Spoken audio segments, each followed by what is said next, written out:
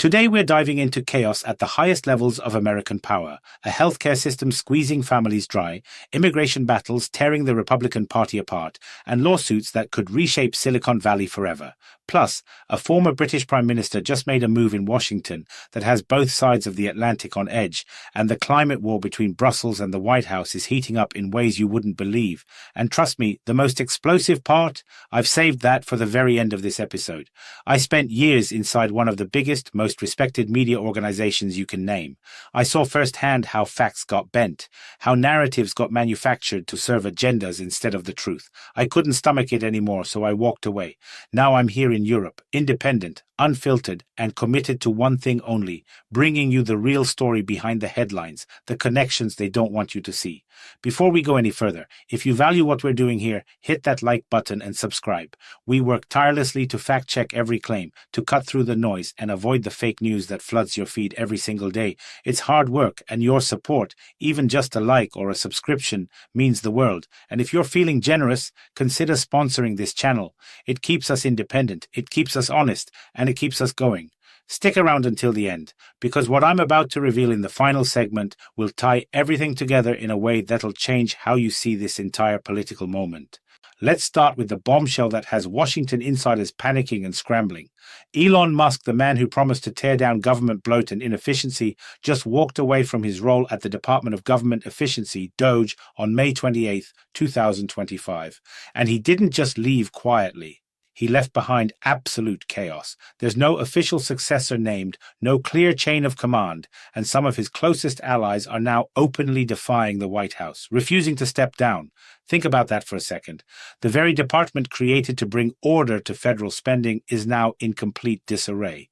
Here's what makes this even more stunning.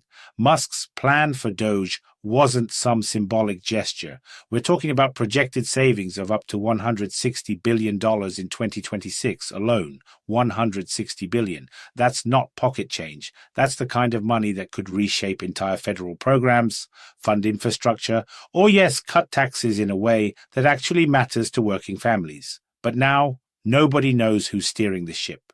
Nobody knows if those savings will ever materialize. And the officials Musk left behind are apparently at war with each other and with the administration itself. So what happened? Why did Musk bail after just 130 days? Was it political pressure, internal conflict, or did he realize that taking on the federal bureaucracy was a battle even he couldn't win? The White House isn't saying much, and that silence is deafening. Because if DOGE collapses, if those reforms never happen, then what was the point of all that disruption in the first place? And more importantly, who benefits from keeping the government machine running exactly as it always has? But here's where it gets personal for millions of Americans. While the political elite play games with billion-dollar budgets, everyday families are getting crushed by costs they can't escape. Let's talk about healthcare. Obamacare premiums in 2025 just jumped by 7 to 10% for most people. 7 to 10%. But in some regions, brace yourself, premiums skyrocketed by 51%. 51. Imagine opening that renewal notice and seeing your monthly payment nearly doubled. How is a middle-class family supposed to absorb that? And it's not just premiums. The average American family is now spending over $10,000 more per year on medical expenses compared to just a few years ago. Even with subsidies, even with government assistance, people are drowning. They're choosing between medications and groceries, between doctor visits and rent. This is the reality on the ground. And yet Congress seems utterly paralyzed.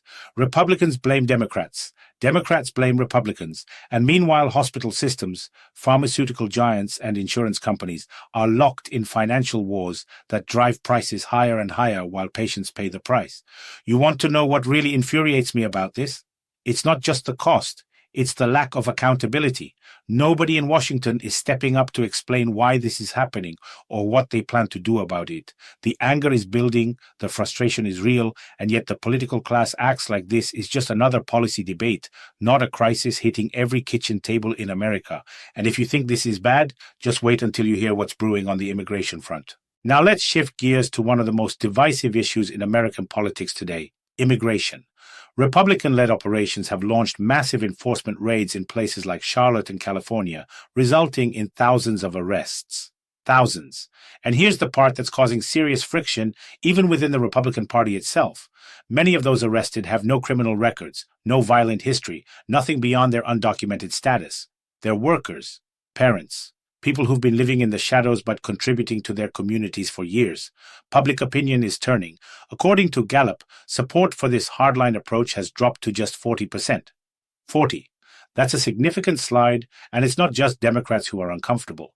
A growing number of Republicans, including lawmakers and local officials, are calling for a reform in strategy. They're worried about mass protests, they're worried about the electoral backlash, and they're worried about the human cost. Because when you start tearing families apart, when you're rounding up people who haven't committed crimes beyond crossing a border, the optics get very ugly very fast. And here's the kicker. Even some Trump supporters are losing confidence in this approach. The very base that cheered for tough immigration enforcement is now watching these raids unfold and asking, is this really what we signed up for? Is this making America safer, or is it just creating fear and chaos? The Republican Party is fracturing over this issue, and that fracture could have massive implications for the next election cycle. Because if you can't hold your own coalition together, how do you convince swing voters that you're the party of stability and order? But let's zoom out for a moment, because there's something bigger happening here. These immigration battles, the healthcare crisis, the DOGE disaster, they're all symptoms of the same disease. A political system that's more interested in scoring points than solving problems, a system where ideology trumps pragmatism, where loyalty to party matters more than loyalty to constituents. And the American people are catching on. They're tired of the theater. They want results. And if the current leadership on both sides can't deliver, then what comes next could be far more disruptive than anything we've seen so far. Now, if you're still with me, do me a favor, drop a comment below and let me know what you think about what we've covered so far. Are you feeling the squeeze from rising healthcare costs? Do you support the immigration raids, or do you think they've gone too far? I read every comment, and your perspectives help shape these conversations. And of course, if you haven't already, smash that subscribe button. We're just getting started. Let's talk about Silicon Valley, because there's a legal storm coming that could reshape the entire tech industry. In 2025, nearly 2,000 class action lawsuits have been filed against platforms like Facebook, Instagram, and YouTube. The accusation that these companies knowingly designed their products to be addictive, especially for young people, and that this addiction is causing serious, measurable harm to mental health. We're talking about anxiety, depression, sleep disorders, even self-harm linked directly to social media use. A federal court has now selected 11 key cases to move forward, and the first trial is set to begin in California right now. This isn't some fringe legal theory. These are serious allegations backed by research, internal documents, and testimony from former employees who've blown the whistle on practices they say were designed to maximize engagement at any cost, even if that cost was the well-being of teenagers and children. The stakes here are enormous. If these lawsuits succeed, we're looking at potential damages in the billions, maybe tens of billions. But more than that, we're looking at a complete reckoning for how social media operates. Think about it. For years, these platforms have argued that they're neutral tools, that they're just providing a service and users are responsible for how they engage. But what if the evidence shows that's not true? What if it turns out that algorithms were deliberately tuned to keep kids scrolling, to exploit psychological vulnerabilities, to prioritize profit over safety? That changes everything. It opens the door to regulation, to oversight, to a fundamental reordering of the tech landscape. And you can bet that Facebook, YouTube, and the rest are going to fight this with everything they've got. But here's what gives me hope. The fact that these cases are moving forward at all shows that the courts are taking this seriously. It shows that there's a recognition, finally, that big tech can't just operate in a vacuum, accountable to no one. And if these families, these parents who've watched their kids suffer, can hold these companies accountable, then maybe, just maybe, we can start building a healthier digital future. But we'll have to wait and see how the trials unfold. And trust me, I'll be watching closely. Now let's cross the Atlantic, because what's happening in Europe right now has direct implications for American politics. Liz Truss, the former Prime Minister of the United Kingdom, showed up in Washington recently wearing a MAGA hat. Yes, you heard that right. A former head of government from one of America's closest allies publicly endorsing Donald Trump's return to the presidency. This isn't subtle diplomacy. This is a full-throated, in-your-face political statement, and it's causing an uproar on both sides of the ocean. In Britain, the backlash has been fierce. Critics are calling it a betrayal, an inappropriate meddling in American domestic politics by someone who's supposed to represent British interests, not partisan American causes, and they have a point. When a former prime minister takes sides in a foreign election, especially one as polarizing as the American presidential race, it sends a message. It suggests that the traditional boundaries of international diplomacy don't apply anymore, that political allegiances now transcend national borders in ways that would have been unthinkable just a generation ago. But here's the deeper question. What does Liz Truss gain from this? Is she positioning herself for a comeback in British politics by aligning with the Trump movement?